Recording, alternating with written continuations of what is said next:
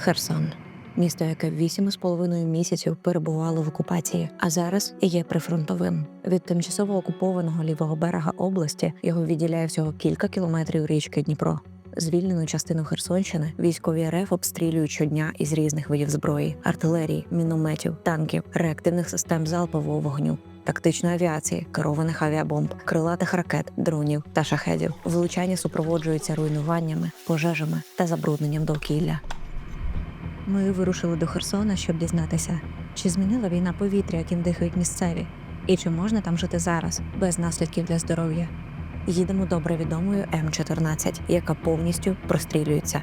Херсонці кажуть, проскочити цей шматок шляху можна тільки якщо летіти набагато швидше за FPV-дрон.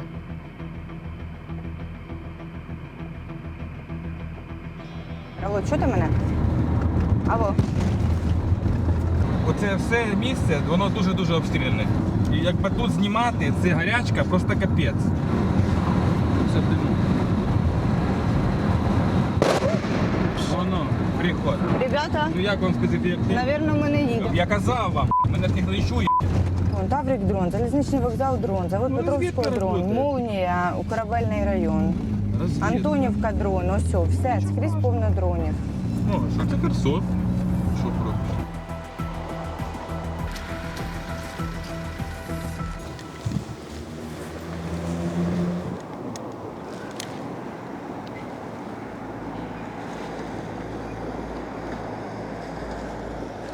За нашою інформацією, то зараз проживає біля 65 тисяч в самому місті і біля 77 тисяч в громаді.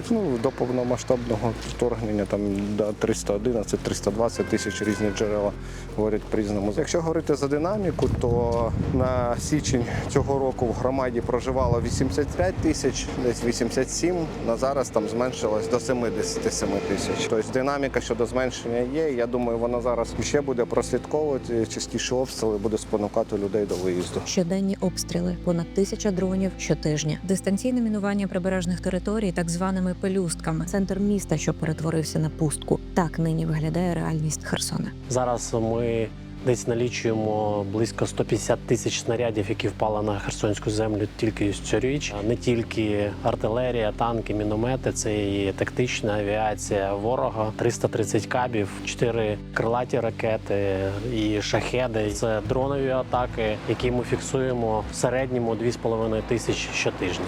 Зараз нараховуються тільки з початку року 238 людей, які загинули. З них 4 дітей, поранені 1975 людей, 40 дітей. Порівняно з минулим роком бачимо збільшення потерпілих від дронових атак. Це 110 людей, які загинули, з них 2 дітей. Це близько 1025 потерпілих. На жаль, зараз майже немає дня без поранених людей. Дуже невтішна статистика. Руйнується постійно інфраструктура. Майже не залишилось будинків в Херсоні, які б не були якимось чином пошкоджені, або їх не стосувалось би наслідки обстрілів. На зараз це приблизно 38 тисяч таких будинків. З них 34 тисячі – це саме цивільні об'єкти, житло людей, 1500 багатоповерхівок, 150 шкіл, 176 закладів охорони здоров'я, 120 адмінбудівель, які пошкоджені. Щоденно ця кількість зростає пошкоджених і зруйнованих будинків. Не спішимо, наліво. Повільно їдьте, а я дивлюсь, де дрон. Це недалеко від місця нашого запису зараз, тому треба бути дуже обережними. Ви чуєте?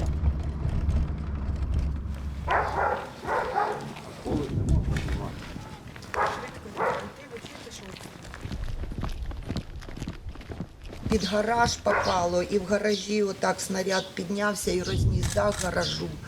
І, слава Богу, вроді ніхто не постраждав. Що ви робили, коли почався обстріл? Що я робила? Я сиділа в хаті, в куточку, отак на кроваті, загорнулася в одіяло і трусилася. І молилася Богу. Що ж я могла ще робити? 6 чи 7 прильотів було. Сильно постраждали 3 наші будинки. Заклеїли скотчем більш-менш. Дах зруйнований, багато дірок. Чоловік зараз буде драбиною вгору підійматися і лагодити. З того боку 2 вікна теж вибиті. Старенькі вікна, звичайно, всі повилітали. Я уламки вчора виконала. Це вже наше третє житло. Переїхали. Це не наш будинок. І не хочемо ми нікуди їхати. Ми любимо своє місто. Ми тут народилися, виросли та хочемо жити далі. Молимося, щоб швидше закінчилася війна. Що? Про маматяков нема нічого. Так, ти красива жінка, йди, положи швидко. Перше, що пошкоджено, це вікна. Криша постраждала, фасад будинку відпадає з тої сторони. Прибираємо, наводимо порядок. Ви вдома були чи ні? Ні. Якщо б ми були вдома, може б я вже не розмовляла. Вікна вибиті, колки вже позбирали. Вся ця сторона в нас постраждала. Жах! Хай бачить весь мир. Що з нами роблять? За що? Жили, працювали. Нікому нічого поганого не робили. Вибачте, емоції. Нема слів. Ви розумієте, це повинен бачити мир, хоча мир весь бачить. І чого мовчить? Чого мовчить? Чого чекають? Ну вижить нас, унічтожить. Я не знаю, чого добиваються. Браття.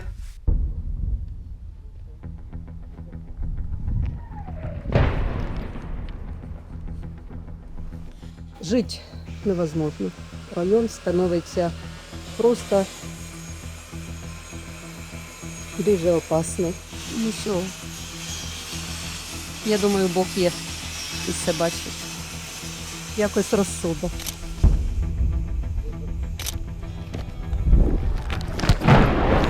Давайте розходимося будемо, так. І дощ треба направо. Дві хвилини валимо. Зараз приведуть нову, давайте. Куди? Давай назад і їдемо, бігом. Куди зараз? Давай назад і направо, кажу. Чи швидко. Назад і направо. Зараз буде прильот, хвилина. Зараз їдемо швидко. По квадрату. Нам треба висадити по прямій максимально швидко.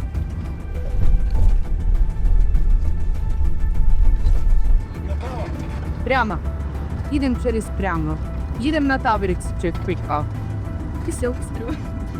Проти Херсона застосовуються в більшості як і міномети, 82-гі міни, 120-ті, ствольна артилерія – це калібри 122 мм, 152, так само РСЗВ, 122 мм реактивні снаряди.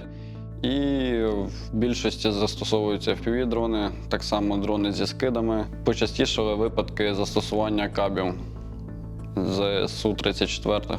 До складу снарядів в більшості входить сама вибухова речовина, болванка, з якої утворюються самі уражаючі елементи. Можуть застосовуватись шрапнелі з готовими уражаючими елементами. 152-й калібр, 122-й калібр. Це маленькі голочки. По Женевським конвенціям вони заборонені. Ну, противник може використовувати, так як йому на це байдуже. Що таке снаряд? Ну, це сконцентрована велика кількість молекул, перш за все, азота. Тому що в основі вибухівки лежить там перероблений тринітротолуол. Це концентровані молекули азоту, вони вириваються у вигляді окису, у вигляді газової хмари і складають отакий концентрат високий цього забруднення. Місто як антитеза природного середовища, в якому воно створилося, це такий локалітет з надзвичайно високою концентрацією того, чого в природі нема. При потраплянні таких снарядів, пластики, пінопласти, вони починають горіти. Вони горять з виділенням того, що в природі таких сполук фактично не буває. Локально квартал, 2-3 квартали надзвичайно зростає концентрація того, що є дуже-дуже шкідливим. Крім того, що на довгий час погано, це безумовно те, що артилерійські снаряди мають в своїй конструкції відносно велику кількість міді. Мідь – важкий метал, вона відноситься до, скажімо, металів з відносно високим класом загрози. Вона потрапляє в геохімічний колообіг, і це проблема. Справді, Херсонщина – одне з міст в Україні, що найбільш забруднене нерозірваними боєприпасами. Це стосується всієї області, але, як ви вже згадали, особливо міста Херсона. Тому, на мою думку, можемо виділити два типи забруднення. Перший – забруднення, що сталося у 2022 році, коли російські війська окупували всю Херсонську область. Це те, що ми називаємо старим забрудненням від лютого 2022 року. А зараз маємо нове, свіже забруднення. Наприклад, саме місто Херсон та інші міста вздовж берега річки щодня зазнають обстрілів. Цей район тільки на перший погляд спокійний. Насправді, тут немає жодного неушкодженого будинку. Адже ми буквально у 2 кварталах від Дніпра. І тут ворог бачить усе, як на долоні. Ну, я оце в цьому районі буваю дуже нечасто, бо тут дуже часто артобстріли. Сітки, бачите. Нам би зараз детектор дронів не завадив, але не будемо вертатись, бо час.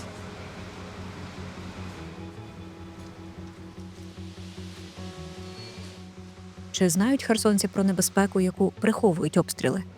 Адже кожного разу, коли вони виходять за продуктами у кав'ярню або на роботу, є ризик не тільки для життя, але й для здоров'я у довгостроковій перспективі. У нас повітря було дуже гарне завдяки нашій річці Дніпро. А зараз, коли вторгнення, повітря стало дуже гірким. Гірчить дуже в роті і дуже пече в горлі. Взагалі вранці було, от, починає з 5 ранку, був запах. І я ось зараз вийшла, от в мене вже алергія. Так що люди страждають від цього всього. І земля, і люди, і всі.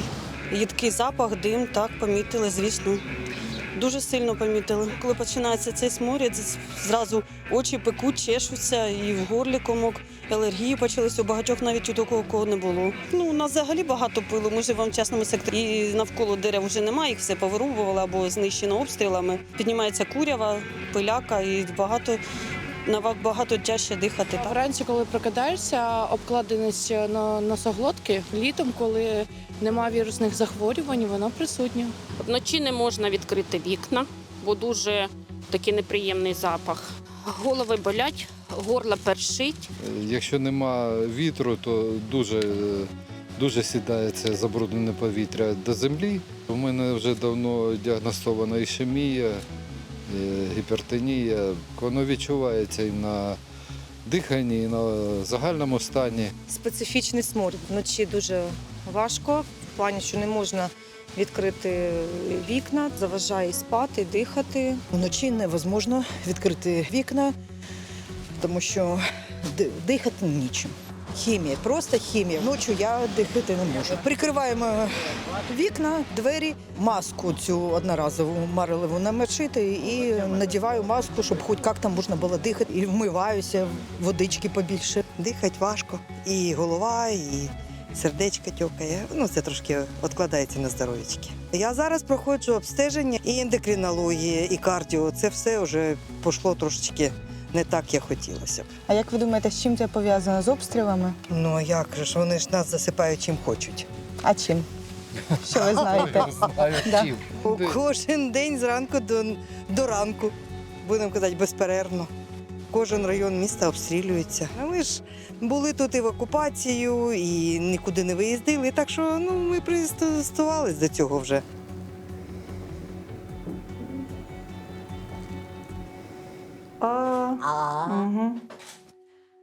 А чхання у вас де більше? На вулиці чи в приміщенні? На вулиці. Ви виходите на вулицю, у вас Виходжу, ну воно як довго тривало, чи 2-3 рази, чи оці 3 дні? Ну, рази 4-5 може бути. Сразу. Зрозуміло, так. За дружку. Да. Якщо ви будете спостерігати погіршення стану, то ви не чекаєте 13 числа, приходите раніше. Добре? Добре. Так, все. Угу. Будь ласка. Дякую вам. Так, чекаємо вас. Будьте здорові. Дякую. Да, до побачення. Під час війни, під час агресії Російської Федерації, ми, лікарі, дійсно спостерігаємо, що кількість людей, особливо дітей, на прояви алергії, вона набагато збільшилася. І алергії по носу, і випадки бронхіальної астми. Навіть вперше виявлена алергії серед населення. Ми обстежимо дітей, і кожна друга, кожна третя дитина має позитивні аналізи. Алергія, вона настільки в неї багато клінічних проявів. Ну, такі основні, як ми всі привикли, що це чхання, закладеність носа, ринорея – це виділення або як вода, або як слизові, погіршення носового дихання, кашель може бути різноманітний від сухого до вологого, головний біль може бути, почервоніння очей. Серед дитячого населення особливості протікання алергії – це може бути те, що характерно для дорослих. У них може бути просто закладений ніс тижнями, місяцями. Збільшилася не тільки кількість алергенів в повітрі, але і змінився сам стан цього повітря. Ми прекрасно розуміємо, що зараз ми знаходимося в прифронтовій зоні, і у нас відбувається велика кількість пожеж. То звісно, що наше повітря воно буде набагато гіршим по показникам санітарно-гігієнічним. Впродовж цього року ми мали чимало великих масштабних пожеж, зокрема горіння лісових масивів в Великокопанівському лісництві на Береславщині. Труднощі з гасінням цих пожеж полягали в тому, що лісові дороги, під'їзні шляхи залишаються все-таки замінованими, що не дає можливості рятувальникам в повній мірі і ефективно виконувати свої рятувальні функції.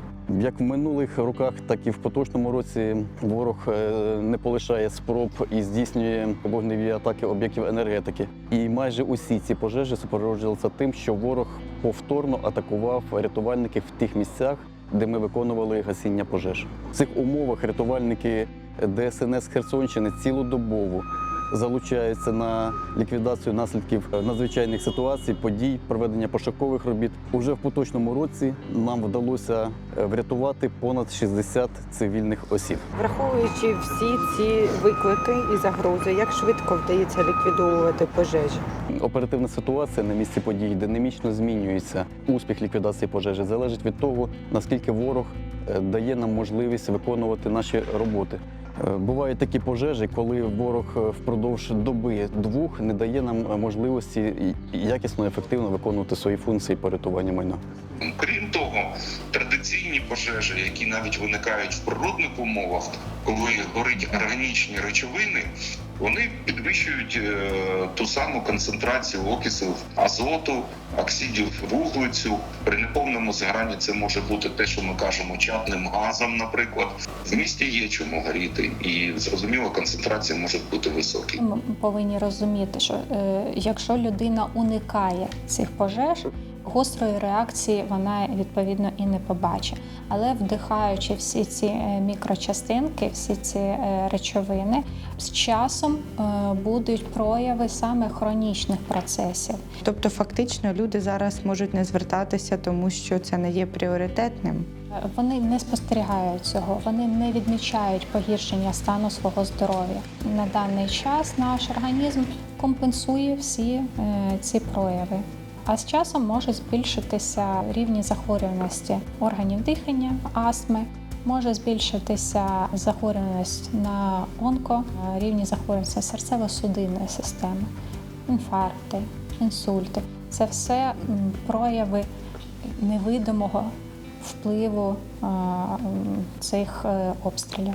І це ми будемо вже фіксувати навіть не через рік, трохи пізніше.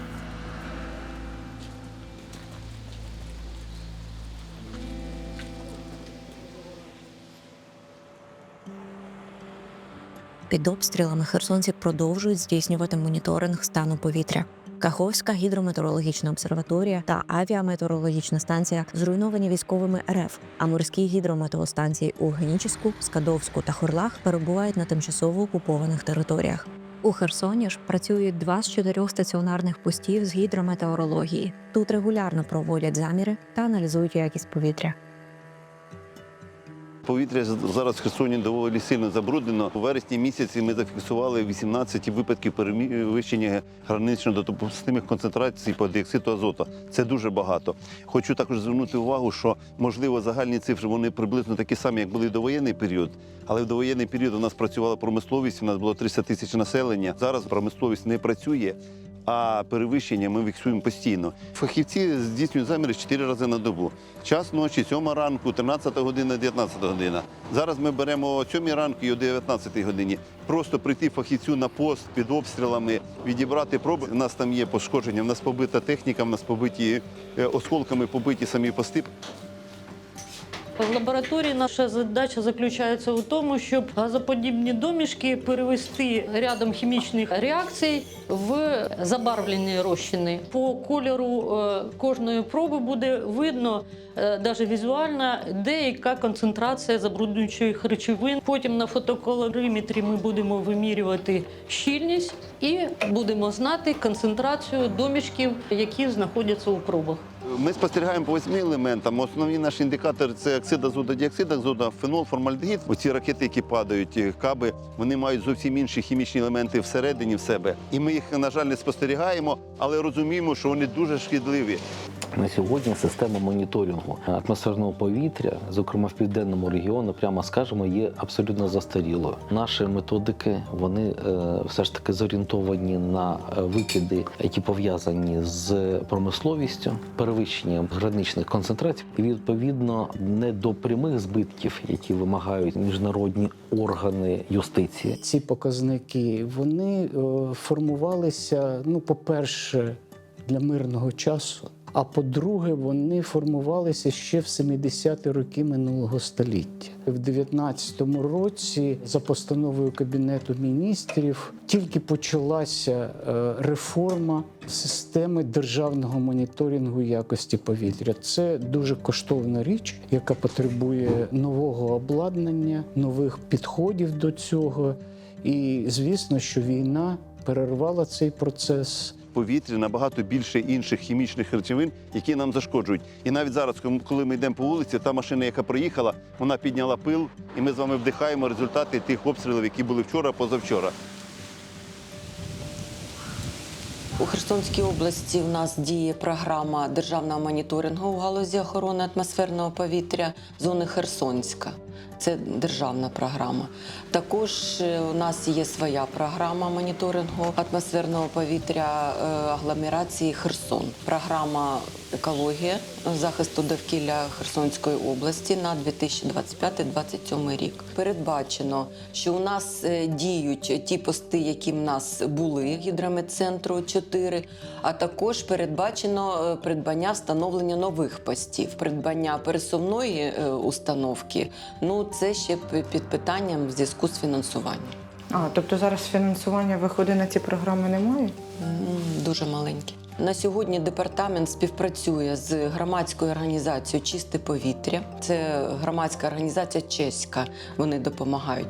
А також українська громадська організація «Збережи Дніпро». От «Збережи Дніпро» нам надає 2 пости радіологічного контролю, а «Чисте повітря» надає 17 постів з забруднення атмосферного повітря. Нами було підготовлено звіт, що у 2022 році по результату перших 9 місяців війни, де ми намагалися узагальнити на той момент перелік забруднювачів, пов'язаних і безпосередньо із військовими діями, з врахуванням навіть того, які використовуються там набої, ракети. Довготривалий вплив війни на довкілля через повітря, він потім, врешті-решт, розподіляється і залишається у воді і ще більше у ґрунтах. Тобто все те, що горить, все те, що викидається в повітря, врешті-решт, воно осяде на ґрунти, особливо в тих місцях, де йдуть активні бойові дії і значні пошкодження інфраструктури. Стан довкілля Херсонщини відображено у щорічних звітах і екологічному паспорті області, які публікують на сайтах Міністерства економіки, довкілля та сільського господарства України та обласної адміністрації. Інформацію про якість повітря в Україні можна переглянути онлайн, зокрема на платформах Екосіті, Сейф Екобот та у додатку Екозагроза.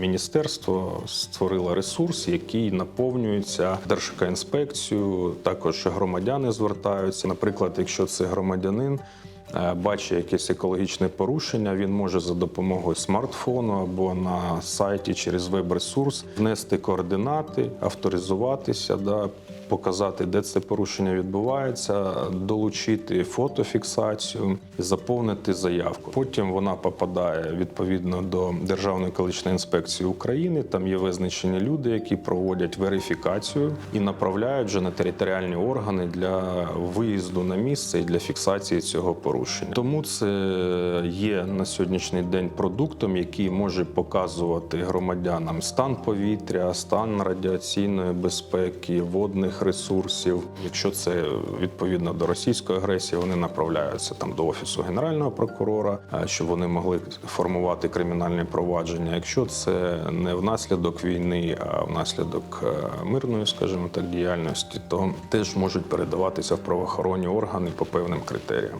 Прокурорами спеціалізованої екологічної прокуратури здійснюється процесуальне керівництво за фактами більше ніж 80 кримінальних правопорушень, які внесені до реєстру досудових розслідувань за фактами саме викидів забруднюючих речовин в атмосферне повітря. Це здебільшого якраз в результаті горіння. В цей час дійсно дуже небезпечні викидаються речовини, як діоксини, фурани, сажа, пил. За фактами викидів в атмосферне повітря кримінальне провадження у нас кваліфікується за частиною 1 статті 438 Кримінального кодексу України. На сьогоднішній день дуже тісно співпрацюємо з такою організацією, як GRC – Global Rights Compliance. Вони якраз активно займаються документуванням, допомагають у розслідуванні саме злочинів проти довкілля. Ми розслідуємо злочини так, щоб їх в будь-який момент можна було використати в Міжнародному кримінальному суді, коли він буде сформована конкретна справа, конкретний кейс, і тоді можна буде це розглядати.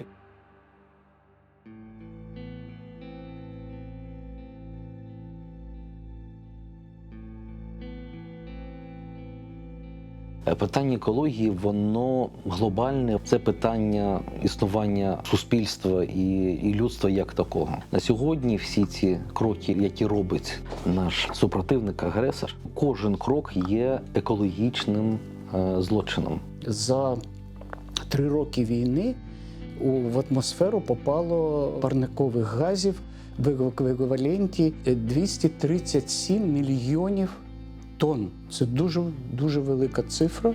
Парникові гази є головним рушієм зміни клімату, яка відбувається і яка посувається все вперед і вперед. До війни в нас була така екологічна акція «Не викидай батарейку», тому що одна батарейка забруднює гектар землі. Да? Зараз кожен дрон, який падає, він несе 400 грамів цих батарейок, яких розриває в дуже мілкі частинки. І вони всі осідають у вас в подвір'ї, вони всі осідають десь біля вашої оселі.